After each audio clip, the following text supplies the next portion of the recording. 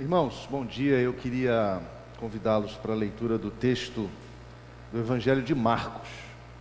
O texto é do Evangelho de Marcos, no capítulo 6, versos 45 a 52. Marcos 6, 45 a 52. É tão curioso isso, porque eu compartilhei nesse texto na reunião de oração algumas semanas atrás, e no domingo passado o reverendo Cid leu exatamente o episódio que antecede o episódio dessa parte do texto que vamos ler. O reverendo Cid falou da multiplicação dos pães e peixes acontecido ali à beira do mar da Galileia.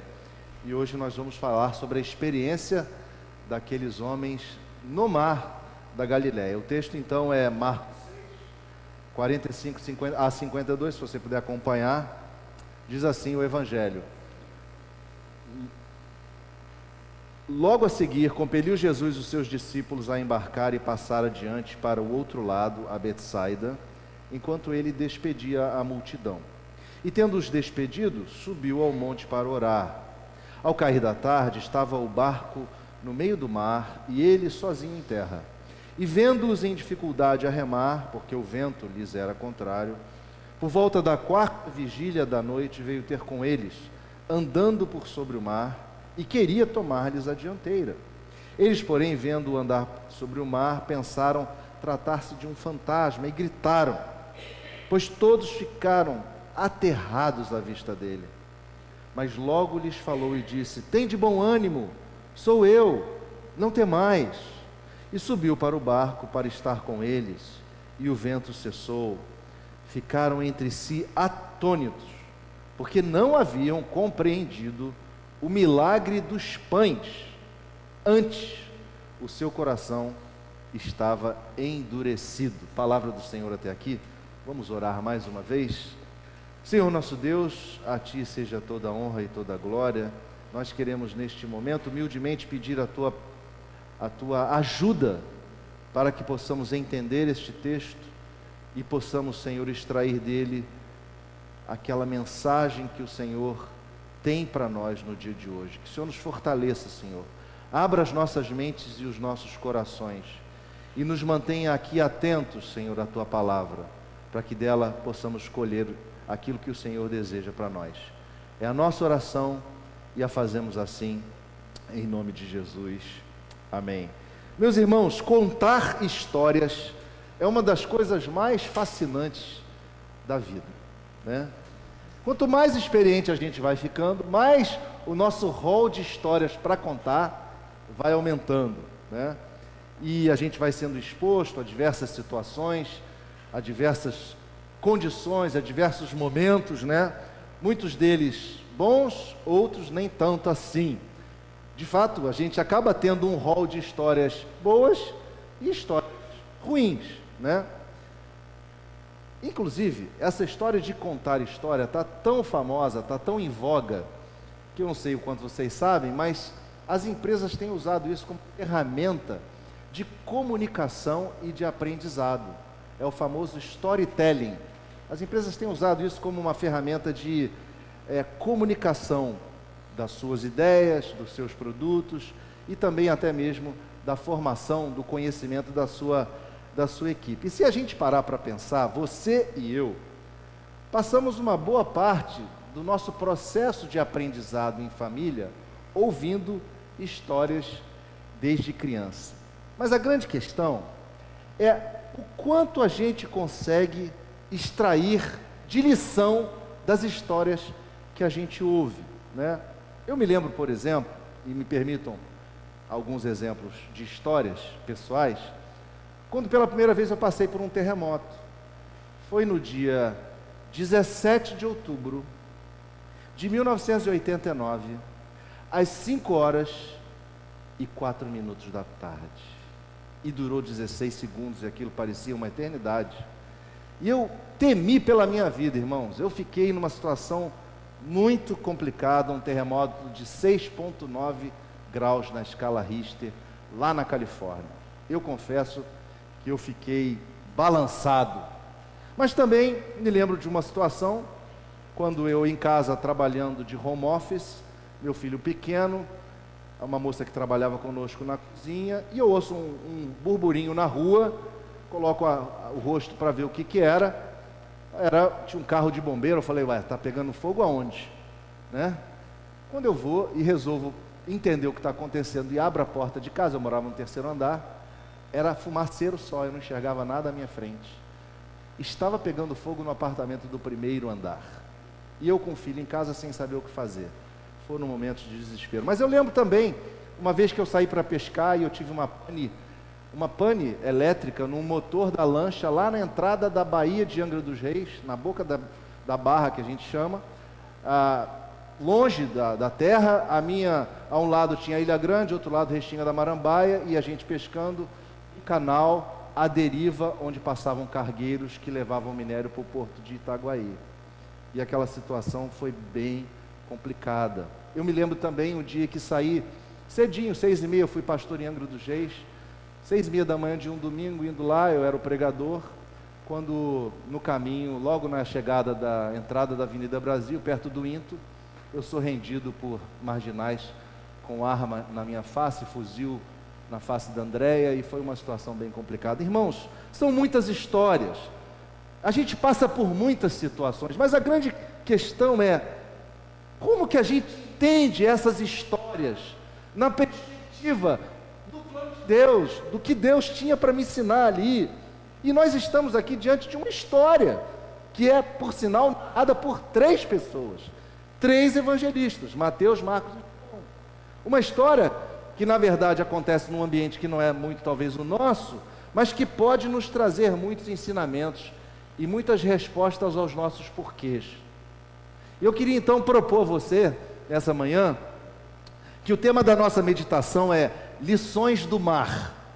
Lições do mar. Aqui é um texto, né, um contexto de uma história absolutamente humana, mas também recheada de coisas sobrenaturais. Pescadores e um barco no meio de uma tempestade no mar. Nada mais humano do que isso. Na realidade, é importante a gente entender que esse mar do texto não é bem o mar.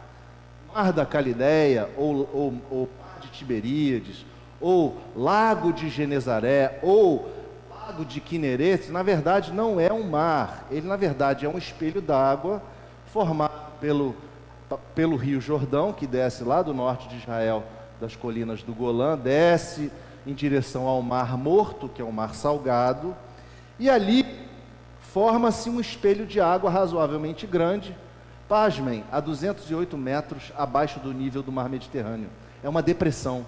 Aquilo ali é uma depressão geográfica, e ela tem uma característica, porque a região é cercada de montanhas, e essas montanhas propiciam o conflito entre massas de ar que vêm do Mediterrâneo, massas de ar quente que vêm do Mediterrâneo, e massas de ar frio que vêm do Hermon, criando uma instabilidade atmosférica ali. E até o próprio nome Galileia vem da palavra Galil, que significa círculo, porque as montanhas estão ali em círculo. Então, esse lugar, que é raso, na hora que ele é acometido de uma tempestade, o que acontece quando você tem água, tempestade e é raso? Formam-se as ondas. E esse lugar geram ondas, essas ondas afundam embarcações, e a história desse lugar é uma história de afundar barco.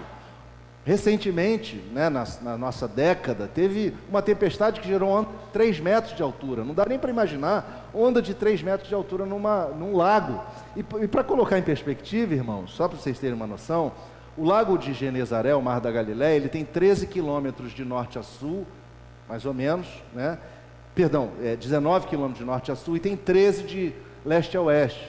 19 por 13. A Baía de Guanabara são 28 quilômetros, perdão, 38 quilômetros por 28 quilômetros. É um espelho d'água muito maior do que o mar da Galileia. Mas, enfim, a nossa narrativa acontece num lugar onde você até vê a outra margem, né, numa viagem que tinha uma distância aproximada de 8 quilômetros, né, uma viagem entre 2 pontos de 2 cidades à beira daquele, uma viagem curta, uma viagem rápida. Mas, apesar da sobrenaturalidade dos eventos que esse texto nos traz, ele tem lições específicas para você e para mim. E uma leitura atenta dos evangelhos, a gente vai conseguir extrair alguns desses detalhes, né? Vamos lembrar, por exemplo, que essa narrativa desse episódio aconteceu depois da multiplicação dos pães e peixes. Foi pregado domingo passado aqui de manhã, narrado também pelos 4 evangelhos, não só 3. Os 4 evangelhos narram a multiplicação dos pães e peixes, né? E esse episódio da narrativa do mar, ele tem uma semelhança entre os evangelhos muito grande, com algumas diferenças. Por exemplo, o evangelho de Mateus, ele relata que Pedro andou sobre as águas, mas o evangelho de Marcos e de João não falam isso. Mas no final, eles têm muitas coisas semelhantes. No fundo, o que a gente precisa entender, que o pano de fundo dessa situação e dessa história contada, é o fato de que Jesus está demonstrando para aquele povo o seu poder como Filho de Deus. Jesus está demonstrando que ele tem o domínio sobre as leis da natureza e sobre as leis da matéria, que rege a matéria. No evento da narrativa da multiplicação, narrado como a multiplicação dos pães, Jesus, ele gera pão ao partir os pães, ele gera pão. E ao partir os peixes, ele gera peixe. E aquilo causou uma surpresa enorme àquela multidão, né? Na verdade, uma multidão de milhares de pessoas, né? Que diz um dos evangelhos, 5.000 homens, obviamente tinham mulheres e crianças, então eram milhares de pessoas, mas que havia uma peculiaridade sobre aquele grupo. Aquele grupo estava querendo fazer de Jesus um Messias político, um libertador político em relação a Roma, porque Roma oprimia Israel. Mas Jesus estava mostrando para eles que o reino dele não é o reino deste mundo. Jesus não veio ser um Messias político, Jesus veio ser aquele que traria libertação espiritual. E é curioso a gente ver no próprio texto, no verso 45 do capítulo 6, que o evangelista usa a palavra compeliu, ou seja, Jesus forçou aqueles discípulos a deixarem as multidões e a embarcarem naquela jornada. Jesus os empurrou na viagem. E aí eu pergunto, meus irmãos, por que será que Jesus compeliu ou empurrou aqueles homens para embarcarem no barco? Será que ele não sabia o que estava por acontecer? Será que ele não sabia dos riscos envolvidos naquela noite de tempestade? Será que Jesus não sabia? Meus irmãos, uma dica importante, quando a gente lê a Bíblia, é importante a gente fazer perguntas para o texto, porque às vezes essas perguntas, elas tiram do texto ou das entrelinhas algumas lições importantes. É claro que Jesus não sabia só sobre os riscos, ele sabia dos riscos, como também ele sabia o que ele haveria de fazer, porque Jesus é Deus, irmãos. Ele não é pego de surpresa pelas circunstâncias. E aí eu pergunto ainda, bem, se Jesus sabia o que ia acontecer, se Jesus sabia que iria ao socorro daqueles homens, eu pergunto, por que será que aqueles homens embarcaram? É muito importante a gente entender que aqueles homens eram pescadores, eles viviam ali, viviam daquilo, eles sabiam ler os ventos, eles sabiam ler as condições. Mas é importante também a gente entender que nesse ponto da jornada, aqueles homens ainda não tinham compreendido quem Jesus era. Eles não haviam entendido o que era a história da multiplicação de pães e peixes. Nós lemos isso no último verso. Sim, eles viram sim os milagres, mas eles não conseguiram associar aquilo com a missão de Jesus. E eles sabiam ler a natureza, irmãos. Portanto, só nos resta uma resposta. Aqueles homens quiseram embarcar. Aqueles homens entraram naquele barco porque eles quiseram embarcar. Mesmo tendo sido compelidos por Jesus, aqueles homens entraram por si próprios para pilotar aquele barco. E O ponto é que sempre há um propósito na história, e havia um propósito naquela sequência de eventos, havia o propósito da manifestação da glória e do poder de Deus na natureza e na vida daqueles homens, daqueles seus seguidores. Jesus não só iria socorrê-los no aperto da tempestade, mas também Jesus, ao chegar em Genezaré, em Betsaida, Jesus iria entregar cura àqueles enfermos. Muitas pessoas iriam trazer, você lê isso no próprio capítulo 56, no capítulo 6, no verso 56. Portanto, havia uma agenda do reino de Deus envolvido naquela história. E a gente precisa entender que nessa agenda, aqueles judeus que estavam ali seguindo a Jesus e estavam empurrando ele para que ele se reconhecesse como Messias, gerou em Jesus um sentimento, possivelmente, que o levou a orar. E isso é um comentário de vários estudiosos, né? Porque aqueles homens queriam um Messias político e Jesus tinha uma outra agenda. Jesus veio para reconciliar homem com Deus, Jesus veio trazer salvação, Jesus veio trazer a libertação da morte eterna, Jesus não veio trazer libertação de Roma. E aquilo então gerou uma situação que foi necessário Jesus dar uma administrada no povo e dizer: pessoal, vamos caminhando, vamos embora que eu preciso orar. Porque a gente tem que lembrar também que Jesus era verdadeiramente homem, ele passou pelas mesmas tentações e provações que nós passamos. Ele vivenciou muito mais, na verdade, do que nós, sem pecado. Jesus foi pressionado ali e Jesus resistiu em oração. E essa tensão, meus irmãos, ela é vista no texto. No Evangelho de João, no capítulo 6, você pode perceber isso, né?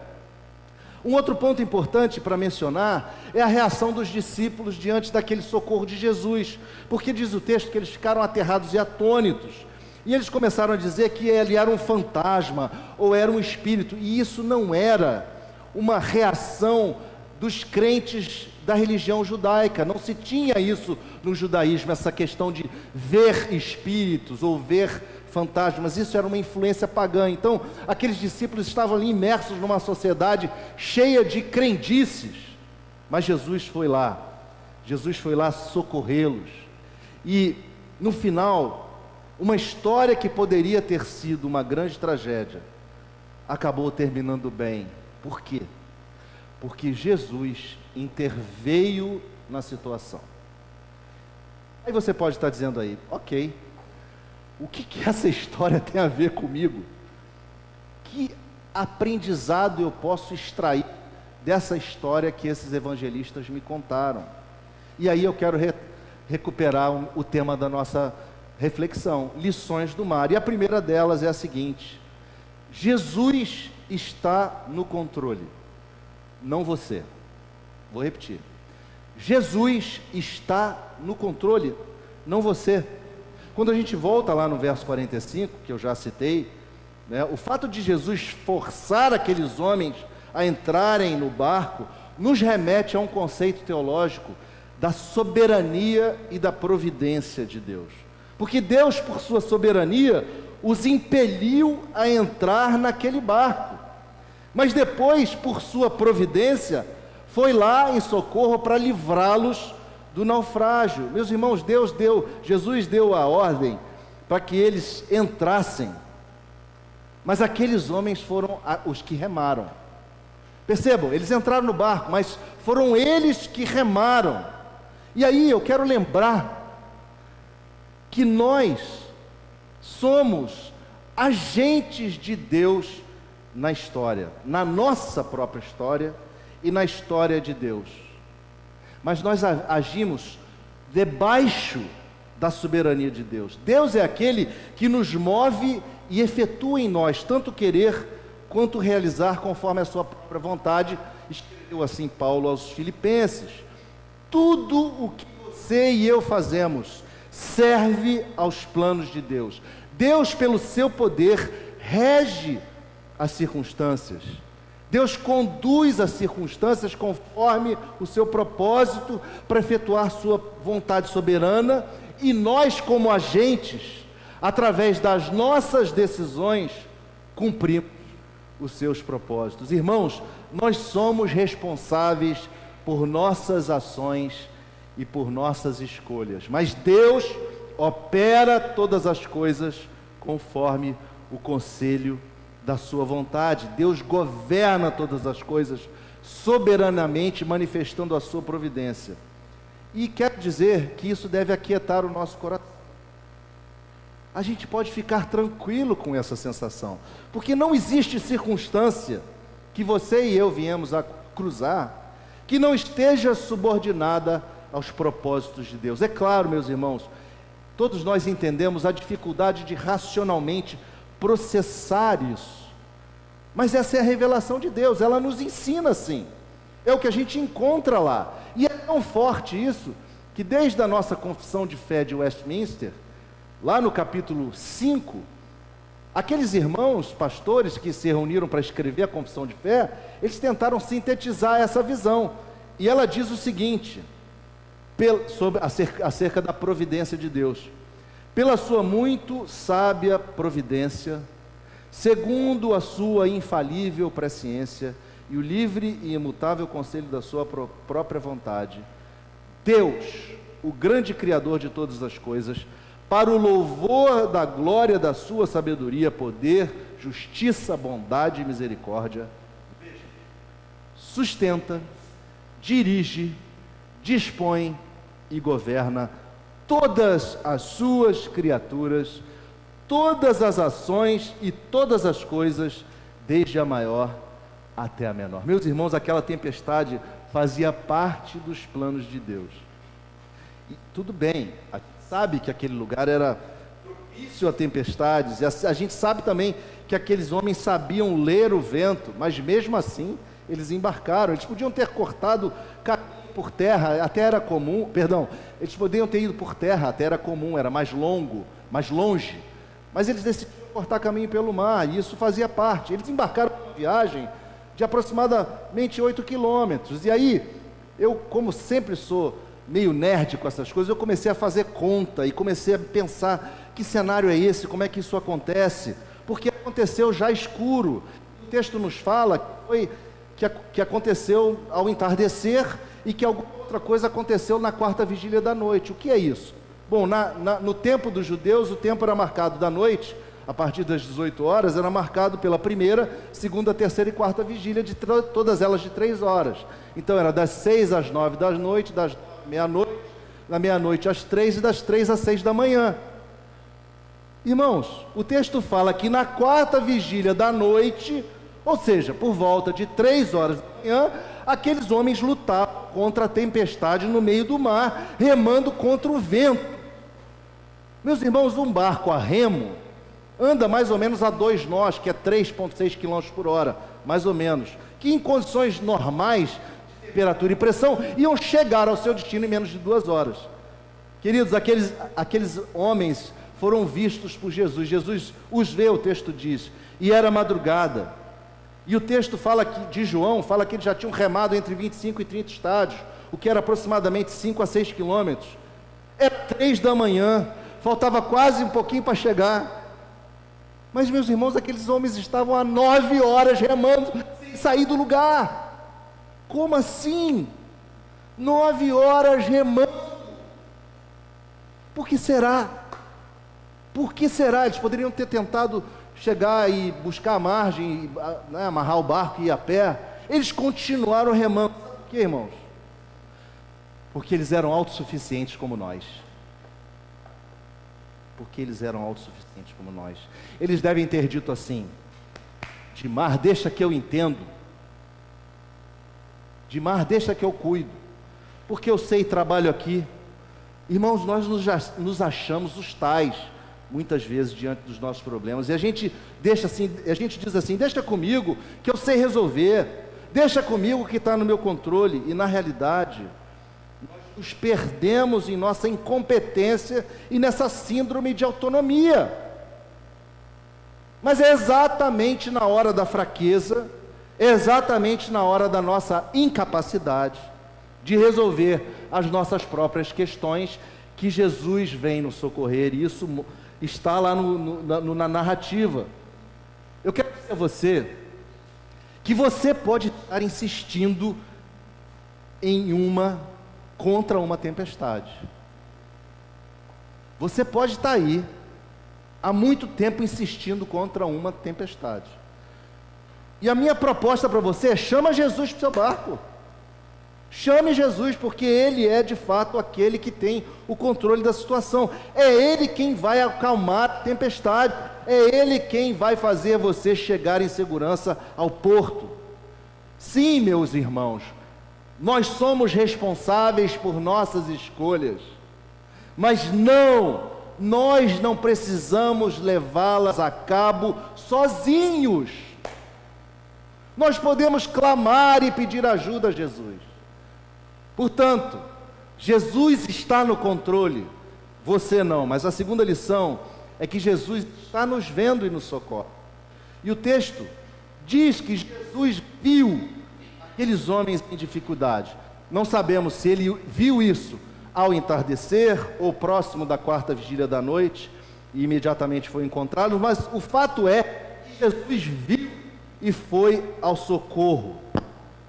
No evento imediatamente anterior, que foi a multiplicação dos pães e peixes, Jesus olha para aquela grande multidão e se compadece por ela. Jesus vê aquela multidão e sente compaixão, porque elas estavam como ovelhas sem pastor, como elas estavam ali sem o que comer. Irmãos, eu quero dizer a vocês que nós somos alvo do olhar de Jesus. Isso significa que nós estamos debaixo do seu cuidado. E Jesus disse isso através do evangelista João, quando ele registra lá no capítulo 10, a seguinte fala de Jesus: as minhas ovelhas ouvem a minha voz, eu as conheço e elas me seguem. Eu lhes dou a vida eterna, jamais perecerão, e ninguém as arrebatará da minha mão. Aquilo que o Pai me deu é maior do que tudo, e da mão do Pai ninguém pode arrebatar.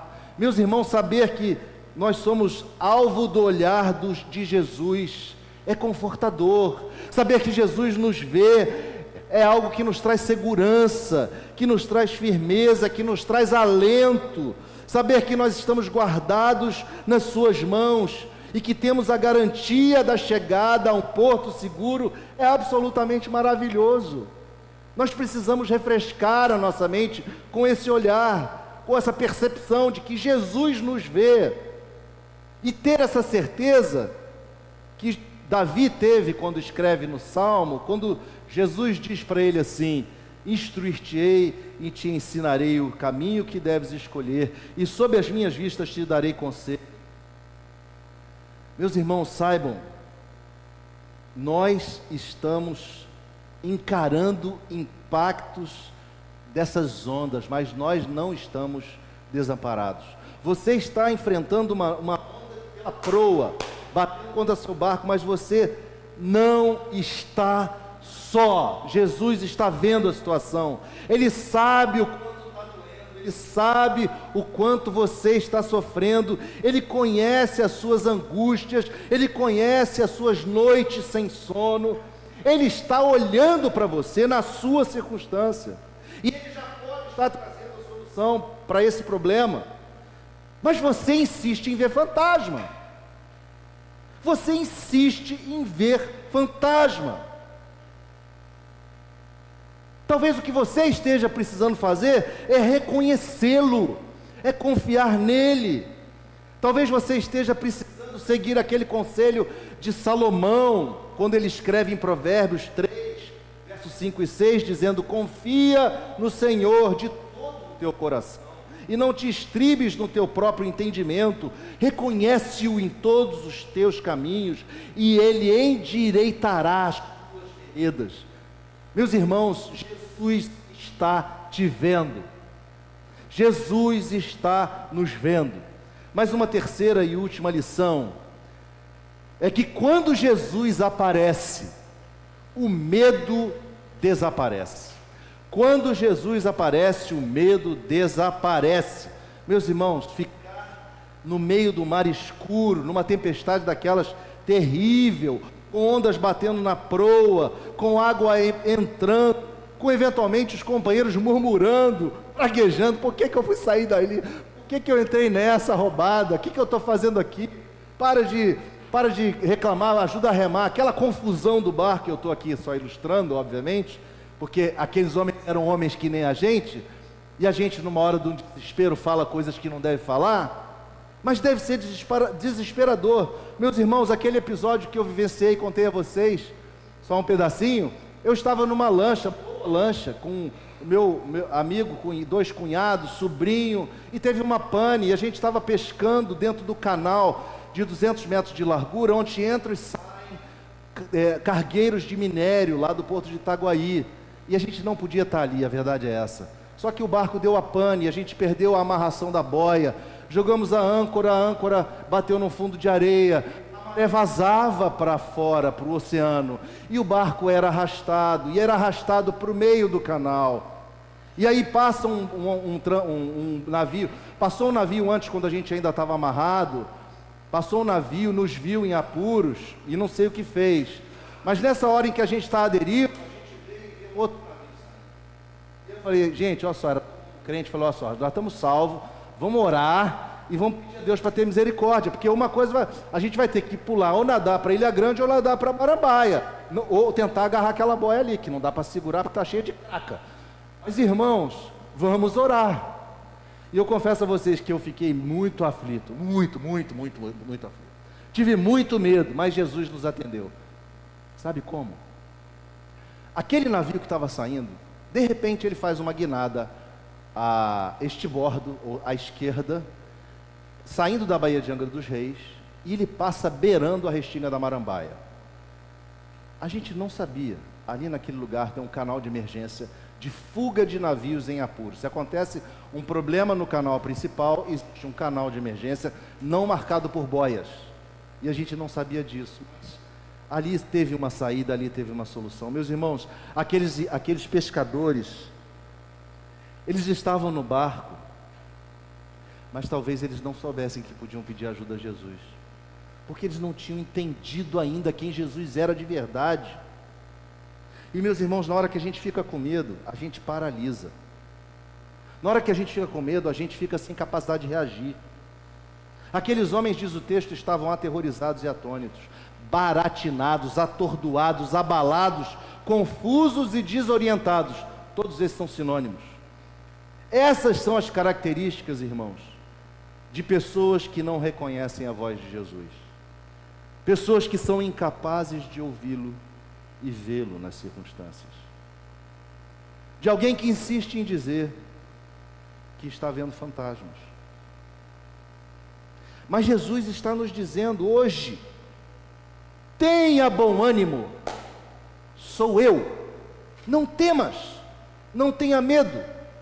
Eu até arriscaria dizer que alguns dentre nós aqui talvez estejam vivendo essa dificuldade de ouvir e reconhecer essa voz, de ouvir a voz: Pai, seja convosco, de ouvir a voz dizendo: eis que estou convosco todos os dias, até a consumação dos séculos, de ouvir aquela voz que nos diz: vinde a mim, vós que estáis cansados e sobrecarregados, e eu vos aliviarei. Tomai sobre vós o meu jugo e aprendei de mim, porque sou manso e sou humilde de coração. Meus irmãos, nós precisamos dessa capacidade de ver além da névoa, de ver além das ondas, além da tempestade, e isso só é possível com fé.